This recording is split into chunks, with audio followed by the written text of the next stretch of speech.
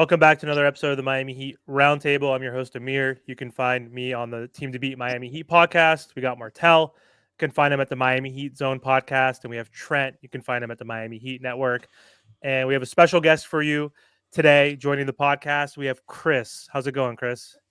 Appreciate you guys having me, man. I cover a lot of G League hoops and a lot of college basketball for ESPN, CBS Sports Network, and some other entities. And so I'm excited to kind of see how this summer league group comes together. I recognize a lot of those names, saw them at their previous stops, and in this era of Miami Heat basketball, you never know which one of those guys are going to be in the rotation come the regular season. Yeah, we'll see. I was at the summer league in San Francisco, and we have some young folks that are in that pool of undrafteds, that looked pretty good, like Kashad Johnson, Zion, Poland looks pretty good, and there's a few others. So we'll see what happens. But Chris, we wanted you to hop on, talk a little bit about the Miami Heat's offseason thus far. It's been relatively quiet. We knew going into free agency we couldn't make a splash. We were a first apron team, so we had no money to get a PG, to get a DeMar, to get any of those folks. People also talk about sign and trade. As a penalty being a first apron team, you can't do a sign and trade. So we would have had to have dumped off Tyler, Terry, Duncan, whoever, if we were to get DeMar, even though we missed out on him. So there's not a lot of action going on. And, we went from being a team in the NBA finals to a team losing in the first round last season.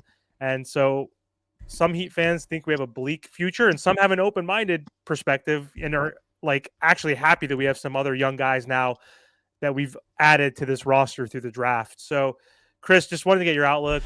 What are your thoughts on this Miami Heat's future? What direction do you think they should go, or what direction do you think they are going? It doesn't seem like we have one right now at this point. Yeah, and that's the most frustrating part, right? Like the worst place, I've always said the worst place to be in professional sports is like mediocrity, right? Like just outside the lottery, or if you do get into the lottery, you don't really have much of a chance at a top 5 pick. And, this is kind of, and I don't want to be pessimistic about it, but I know everybody's been kind of upset at the way the offseason's unfolded. And it's just crazy how the NBA works. Like it's only been the offseason officially, like in terms of being able to sign people and trades going down for about a week now. But the NBA, I mean, you kind of get this stuff figured out. I mean, most rosters are set at this point of the offseason. So I think bringing Haywood back earlier today is a move that I support, even though we found out that nobody else was offering him anything close to what Miami gave him with that 2-year $11 million deal. So it doesn't feel like that weird buffer period in between D Wade leaving for the Bulls and us getting Jimmy in 2019. But it feels like there's a real chance that Butler's gone next summer. And from there, it's puzzling to know what the plan is. I don't know if they're just hoping to squeeze the best out of Jimmy in a contract year, which I bet you Jimmy's gonna play way more regular season games this year. I bet you his numbers are gonna be better. And if that happens, Miami's record's going to be better. People forget that Miami was only, a couple games out of being a top 3 seed in the East. Like, you think about some of those frustrating losses. I think about a loss to the Wizards that they had at home where they had like 2 or 3 good looks at the buzzer to try and win that game, among some others that don't come to mind right now. I am interested to see what a full season of Terry Rozier brings, and I think Miami is banking on that. But if Tyler Hero is unwilling to accept a 6-man role where he's been at his best in the NBA, then I don't think that this group of characters is going to find its way out of the play-in. Or if they do, they're going to be right in the 6-5 area and not getting home court advantage. Which, look, I mean, the bubble was legit. The run 2 years ago was legit, but to think that you can repeat stuff like that over and over again is just it's crazy. It's nuts. So I don't really know what direction Miami is headed in right now. But one thing I will say, as I've been, this feeling is not all that foreign, right? This is a familiar feeling. We're running it back again. How many off seasons have we had where we wanted to shake up and we wind up running it back, and then we've got to mentally get ourselves into a place where we can be a little optimistic. I think that optimism starts to kick in when the preseason starts. But I'll say this, Miami, there's no question Miami is the best in the NBA at developing talent. And it appears that they're going to run it back, and they're going to hope that guys develop. They're going to hope that guys are available, and maybe they'll luck into a 4 or 5 spot in the East. But that seems like the ceiling. And to me, in an era where Jimmy has done so much and Bam's getting better every year, it just seems like a disservice to the fan base and a disservice to those guys. Yeah, I mean, it feels difficult to even think that they would be 4 or the 5 seed, even if Jimmy plays, let's say, 70 games. Let's say Jimmy gets second or third All NBA. I think that's like what it's going to take, plus the health of Tyler Hero, plus Terry Rozier continuing to assimilate and help us run that offense and be that third or fourth scorer that we desperately need.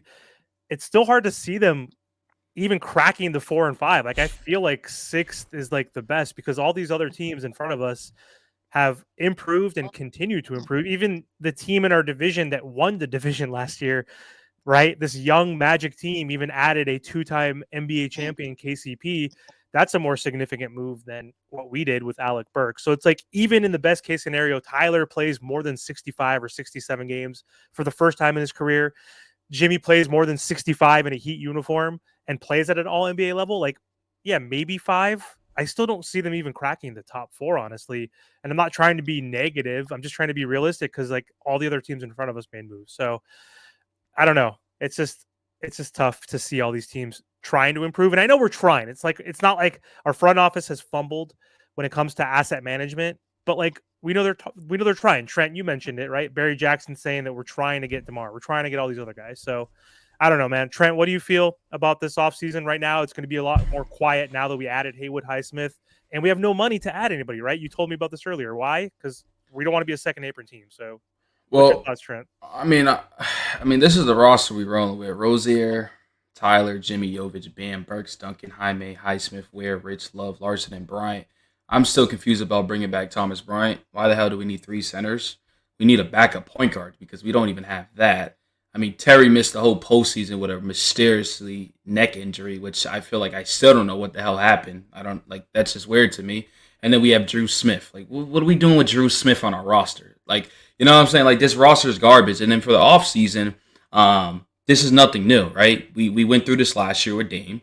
And then this year for Donovan Mitchell, I think there really was no hype with it. Let's be honest. I think us fans just kept pushing the agenda.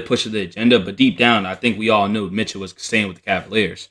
So that's kind of where we're at. And then like each rumor, oh, the Heat going to go after this player. They're not going after nobody. They have Tyler, Duncan, Jimmy, and Bam all on huge contracts. And I already knew it was over when you traded for Terry because after that, the whole new apron rules and stuff like that, you can't really do too much with it. So the teams that got better, if you notice, the Magic, they had money. 76ers, they had money. Those are the teams that are getting better.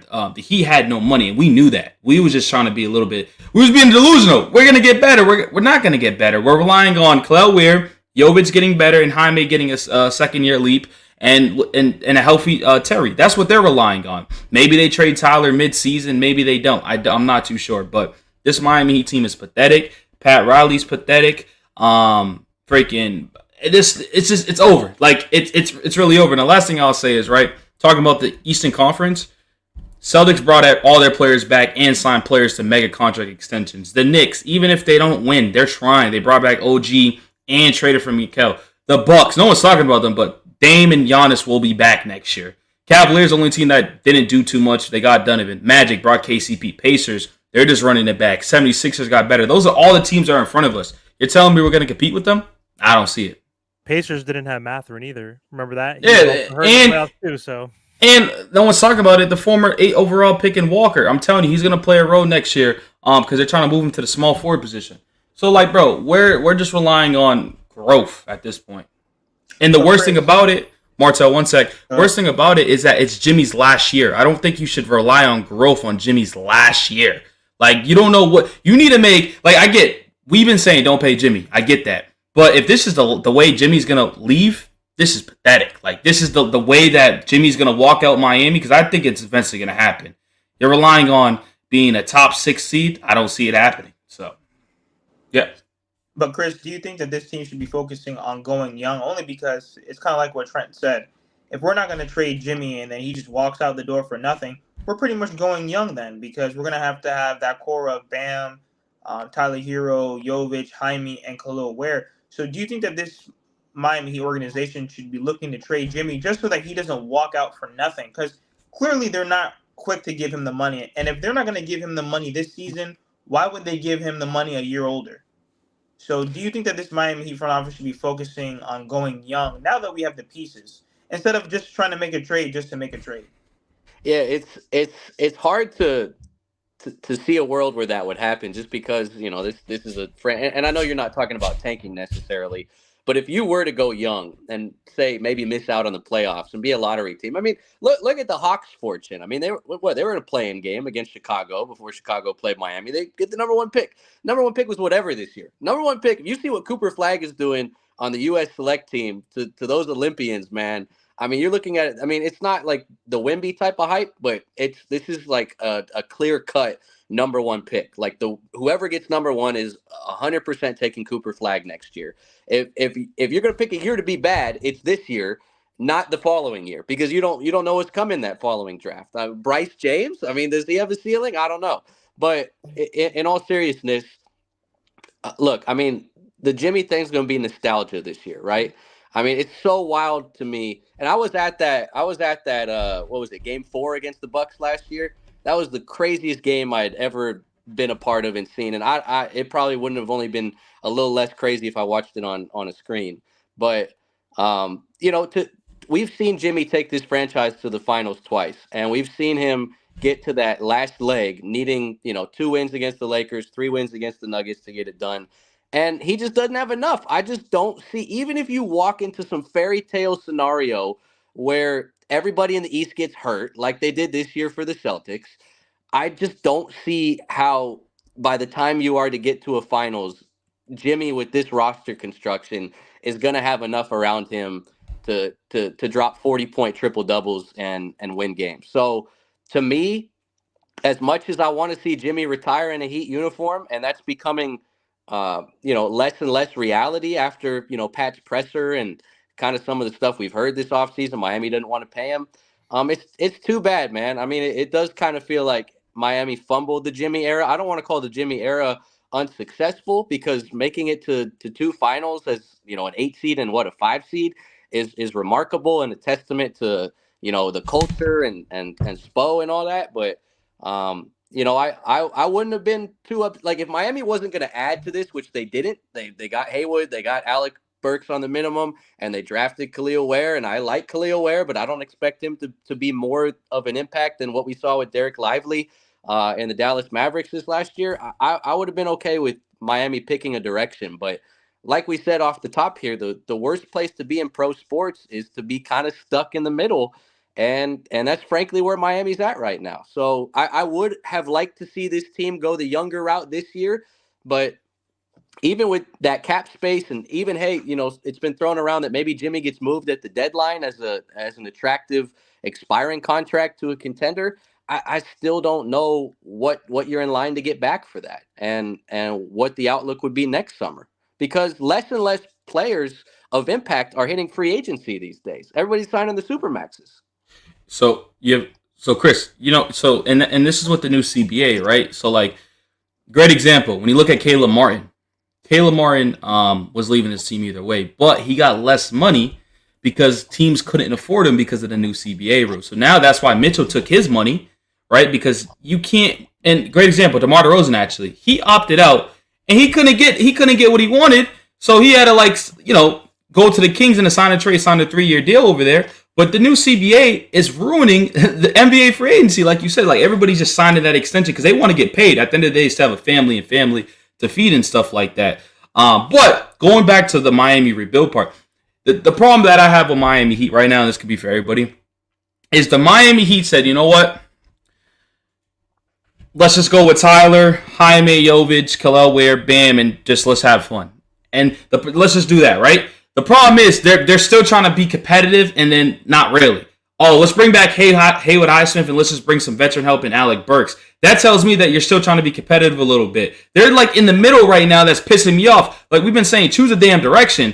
And so it's like, we're trying to be competitive. Oh, we have hope. Oh, we're gonna get this star player. Damn right. No, we're not. The front office, we're not getting nobody. So it's like get. And I know they can't control the rumors and all this bull crap of all the star players and stuff like that. But as soon as you trade Jimmy, now we know a direction to go, right? So I know they don't want to trade Jimmy, but look at all the players that we lost and got nothing out of it. It's really just simple as that. I mean, Max Strus, Gabe Vincent, Caleb. It would have been Haywood Highsmith. It really would have, but thank God he's back. We're losing all these players for nothing. And I kind of look at the Chicago Bulls front office and say, look who they lost and look who they gained. Like, they traded Andre Drummond Caruso and DeRozan and got Chris Duarte and some picks. That's what I'm looking at the Miami front office. Like, we ain't get shit for none of these players. We got them paid. That's all we got. We got Max Strus paid. We got Gabe paid, even though he doesn't know how to play basketball no more. But we ain't getting no returns. We need draft capital. That's how you trade for star players. We get no draft capital in return at all. It's just this front office. I don't know what the hell they're doing.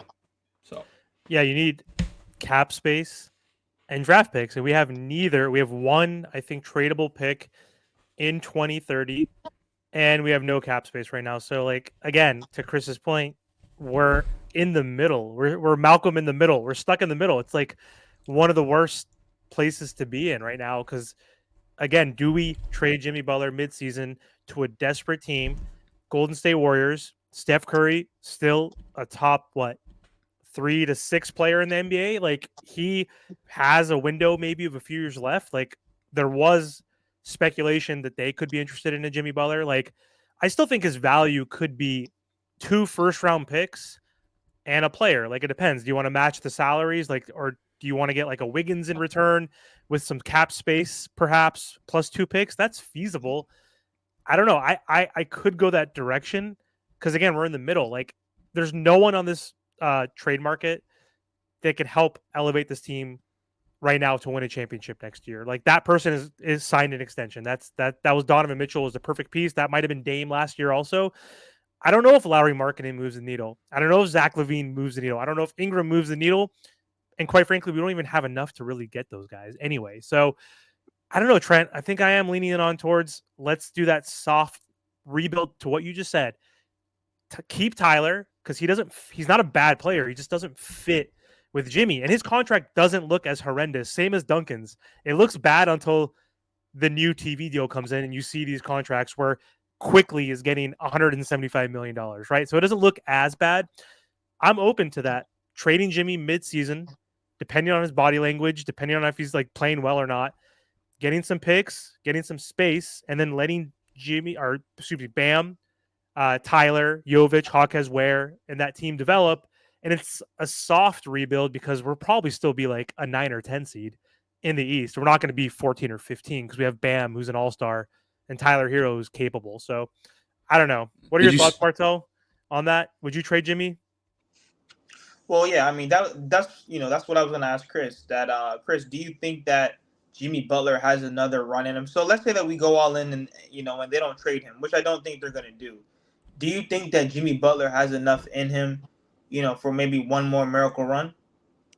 I just think the East has gotten too good. Jimmy can't. I mean, this isn't the 2024 Celtics were light years better than the 2023 Celtics, and the Milwaukee Bucks now with Dame. Look, Doc Rivers to me isn't a great head coach. I don't think the Bucks are going to win a championship with Dame and Giannis. I just don't see it. They'll have a better chance than Miami as currently constructed, but I don't see it. Philly's interesting to me, right? Because again, a lot like Miami, they're going to rely on health. How many times was Paul George not available when the Clippers needed him alongside Kawhi? How often has Embiid not been available? Maxi's the guy that scares me the most on Philly. I mean, that's the guy that I think is going to be the X factor for them. I mean, obviously PG and Joel, they're going to get theirs, but I don't see it, man. I don't. And did I see it coming 2 years ago when we were 3 minutes away from being a lottery team and losing to the Bulls? No. So it's like that's that little belief that we have in our heads because of 2020, because of 2023. And you still have Eric Spoelstra. A lot of people seem to forget that when we get into the offseason that Miami does arguably have the best head coach in the NBA. but the offense has to get better. I mean, even Pat called out Spo in his end of season presser. So if you're not going to fix the personnel, maybe we're going to see lineup changes. Like everybody's puzzling in Nico at the 4. Are we going to see Nico at the 1? Are we going to see Haywood at the 4? Like there's so many question marks right now. And to everybody's point, it made no sense. Maybe it's going to make sense by the time the ball gets tipped off on opening night, but it makes no sense to bring back Thomas Bryant and have this surplus of 5s on this team, and you really only have one true point guard. And a lot of people don't even feel like Terry is a true point guard. And we've been talking about it. Like, is Drew Smith or Zion Pullen or Isaiah Stevens or whoever the realistic backup? I would have loved Tyus Jones. But with the move made today, I mean, you're out of the running for Jones. Dennis Smith Jr. has been thrown around. Sadiq Bey's been thrown around. It just would have been nice. Walker. Yeah, Lonnie Walker. I think Lonnie's got some great scoring capabilities off of bench. So look, there's still a little bit in my. Everybody seems to have moved on and been like, okay, we're running it back. Picking up Burks, we now have a surplus of centers and we have a surplus of shooting guards. It still feels to me like there could be a trade in the works.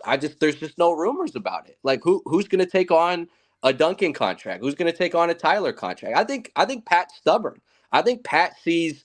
Remember they said Tyler, they'd only trade him for a top 75 NBA player of all time? Not anymore. That's ludicrous. That's crazy. Let's just give I just want a first round pick and some cap relief for the guy at this point.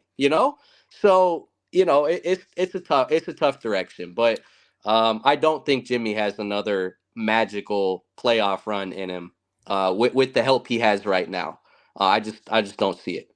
Hey Chris, right? So talking about Spo real quick. And a lot of people don't talk about this, but I've been calling Spo out since the regular season. I think that he did a terrible job this year. And personally, I think he did a terrible job. And I get it. Injuries don't help. I get that. But when Spo comes on and says, well, Spo has his mindset. It's just like, well, whoever's there, like, we're going to find a way to win. And I like that. That's cool. But when you're throwing terrible rotations out there, when you're playing Patty Mills more over than DeLon Wright, which makes no sense to me. When you're not, you give Bam. The reason why Bam doesn't score as much as he should is because he's doing everything on the court, and then he gets no rest because you want to put K Love at the 5. It's not a realistic. Even though Thomas Bryant struggles in the regular season, at least give some Thomas Bryant minutes. This year, the reason why I think they brought Thomas Bryant back is because I don't like playing young guys. It took him forever to play Jovic, so I'm having a feeling that Kel'el Ware. He might play too much. Why? What was the point of bringing Thomas Bryant back then? Because you can have Bam and Ware can be the backup until he develops and potentially be a starter. So that's my concern about this team. It's not just the front office. You got to look at Spo. You got to look at Jimmy load managing throughout the season. You got to look at Tyler not remaining healthy, and it's just a bunch of stuff that we have to deal with. But it is what it is, man. Spo wasn't that bad though. Come on, rotations, sure, but we were the 4th most injured team last year. Not to use that as an excuse. 36 different starting lineups. Come on, that's part of it. That's part of it. It wasn't bad. He just wasn't spectacular. He was fine. He wasn't bad. I mean, come on. If you look at all the other injured teams, they're the worst teams in the NBA. Like, we stayed afloat. We were 1 game from the 63 from the 4th seed, with Tyler missing half the season, Jimmy missing 20, all that. So he was bad. But that's what happens when you're leveled to the top. You get criticized for more because we know you can be great. Fair enough. I'm just saying there is also some reasons why. But yeah, or you sorry, Chris, you can jump in. I was just gonna say I think that's a fair point. I mean, there was a different type of swag that Spo was coaching with during that 23 run, right?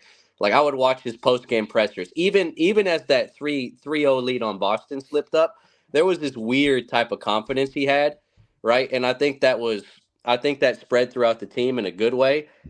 Last year, I don't know if it was what he went through off the floor, getting paid a lot, maybe overthinking stuff. I'm with you. It wasn't Spo's best season. He had me fooled there for a minute after taking game 2 in Boston, right? I thought, okay, the mad scientist is back. He's gonna push these Celtics a little bit, and then Miami collapsed. They looked absolutely awful those last 3 games. Like, they didn't even belong there. And then I remembered why I didn't even want them to, once Jimmy went down, I remembered why I didn't even want them to beat the Bulls. So It's Spo's got to do a better job. Pat's got to do. Everybody's got to do a better job. But again, what's the ceiling with this group? You know, I mean, they've given us championship expectations. We're all about winning here, right? We're all about getting deep playoff runs and all that. Look, you're not going to win a title every year, but I mean, you got to give us something. Last time they got bounced in the first round, they turned around. They got PJ Tucker. They got Kyle Lowry. They were the 1 seed. They were one shot away from going back to the finals and maybe beating that Golden State team in 22. Um, they different type of urgency this offseason. I am curious though, like you guys. I mean, it doesn't seem like it, but then again, nobody really has heat sources. Laurie or Brandon Ingram not moving the needle in your guys' opinion, like to be a top 3 team in the East? No. Laurie, I just obviously don't think we have the assets. We don't have the draft capital that the Utah Jazz want. And then Brandon Ingram, I mean, don't get me wrong. I think that if he had a change of scenery, I think that would be huge for him because I know a lot of people have complained about the New Orleans organization and playing there. I don't know. I just don't think with his injury history and then him wanting like a max contract and he's not really putting out that like he doesn't give you that max production, and he wants like a $200+ million contract. So would I mind him in terms of the Bam Adebayo timeline? No, he'd be okay. But once again, I'm not paying him at that contract, and then his injury history is a concern. What do you think, Trent? You're being too nice, Martel. Brandon Ingram fucking sucks. Let's be honest. That dude sucks. If he gets on my team, I'm going to have a fucking widget. I'm going to be tight. You seen what he did in the postseason? You seen what he did in the postseason without Zion? That dude was pathetic against OKC. Do not put him on my team at all, okay? If we start trading picks for this dude to trade. Yo, I don't like Tyler, Chris. You probably don't. I hate Tyler. Bro, I'd rather have Tyler, and I hate Tyler, bro. Brandon Ingram is awful. But for lawyer marketing, I think it can work. I'm going to be honest with you. Maybe, I'm desperate. Bro, having a 7-footer that can score 24 points, shooting 40% from the three-point line, and he's only getting better, and he's still fairly young. Bro, what? I'm willing to do that. We talked about it before you joined. People are like, I don't want Laurie. We got Jovic. Jovic will never be Laurie marketing in his day in his life. That dude would never average 20-plus points a game shooting 40% from the three-point line. Never. Jovic would never even be an all-star. Amir, shut up. Amir, stop it. Jovic would never be an all-star player in his life. Are you crazy? How do you that? Okay, well, I don't agree with people saying that don't trade Jovic for Lowry because that makes no sense. Of course, take Lowry now, but why are you dogging on Jovic? He's only 20 years old. Like, who knows? I don't care if he's 20. He's not Laurie Mark. I'm just saying how you're saying never. We don't know yet. He's played 60 games in the NBA. He's 20 Never. years old. But I agree with you. When people say why trade for marketing when we have Jovic, that's stupid because he's 26, established, scored 24 points, is an all-star. I agree with that. But to answer your part of your question, Chris, I don't think we would be a top 3 seed. I think we'd be better with Lowry. Like, that'd be interesting. I think we could potentially be a contender, but it'd still be very difficult to get out of the East, let alone beat a team in the West, because the West obviously is improving vastly. But maybe like 4 or 5 seed if we got a Markkanen. Like, if all things work out well. I don't know. Trent, what do you think? If we got Markkanen, what would our seeding look like in your opinion? Well, I don't think it will be top 3. Well, what happened to this playoff Jimmy? What happened to playoff Jimmy? I mean, y'all hyped him up all year, right? Y'all talked about he needs to get paid and stuff like that. So if we have Jimmy and Markkanen, we should win, right? We got the best coach in the league, right? You said playoff Jimmy, not regular season. Hey, we got to get. If we get Markkanen, we're going to the playoffs. We're going to be a top 6 seed, right? So if you're talking, we hype playoff Jimmy up so much, he's the best player in the league in the playoffs, right? And we got the best coach. We should win, correct? So, I mean, I don't know what's going to happen. The fit will be kind of interesting because then Bam. I don't know who. I don't know. It'll be interesting because I don't even want to get my hopes up because it's not happening. But it seems like Pat is just so reluctant nowadays to give up young talent. Like it feels like he's made Nico. It feels like he's made Jaime untouchable. I don't think Tyler's untouchable. I just think his value's never been lower. No one wants him. Yeah. I don't know if Nico and Jaime are untouchable to Pat if like the real whale. I mean, in his presser he said there's like 3 guys. He didn't mention names, like if they became available. Well, we know KD's one of them for whatever reason. Even KD at this juncture of his career. Oh God, no. Seems to me, I don't agree with it, but I think Pat still sees KD as a whale. I think he's had a long-term infatuation for Durant, and I don't know. Barry keeps saying, "Oh well, Miami now hopes in the next 6 months that a star is going to ask out." Where? Like where? I don't see where a star is going to think that Miami's a better situation for him. Like there's no Dame this time around. And even when we did get the star, I mean that's the biggest fumble of it all. And like blame who you want, blame Cronin, blame Pat, blame Dame's agent, blame Dame a little bit, like, but that was, to me, that was it. That was the chance. Like free agency is not what it used to be. LeBron and Chris Bosh aren't coming around that corner in free agency. Like that was it. Like I don't, even if D Mitch would have asked out, does Pat bid what's necessary to get him? And do the Cavs give Miami a level playing field with other teams? So I mean, it really might be a tough 2 to 3 years until the end of Bam's extension, and which is on the same timeline as Mitchell, so they could be free agents at the same time. But what's to say they don't want to team up elsewhere? I don't know. It seems like Bam loves Miami and would love to be a Heat lifer, but with the way this franchise handled, D Wade, and with the way they're potentially about to handle Jimmy, I just don't know. I don't know either, man. It's a tough spot to be in. It's not fun. I'm gonna root for this team. I'm still gonna watch them. I'm still gonna cover them. We'll see what happens. Anything can happen. We'll see. There's crazier things that have happened. Maybe Giannis will say, "Hey, Miami only mid-season." Force his way to the Miami Heat. Who knows? Maybe that will happen, but I doubt it. But anyway, Chris, thanks so much for hopping on the podcast today. I really appreciate it. Before we hop off, do you want to just let the audience know where they can find your work? Yeah. On X, I'm at Chris Sylvester _, and then IG, Instagram, C Sylvester PBP, as in play by play. So I appreciate you guys having me on. I've been wanting to talk some Heat hoops. I'm in California a lot like you, so there's not a lot of us out here, but the internet's a great place to do a little chatter. I'll wake up every morning when Heat Twitter's been going at it for 2 or 3 hours, and it's like reading the newspaper in the morning, just kind of scrolling through and checking everything out. Thanks so much again. Martel, any closing words on your end? Make sure you guys like, share, comment, subscribe. Thanks again, guys.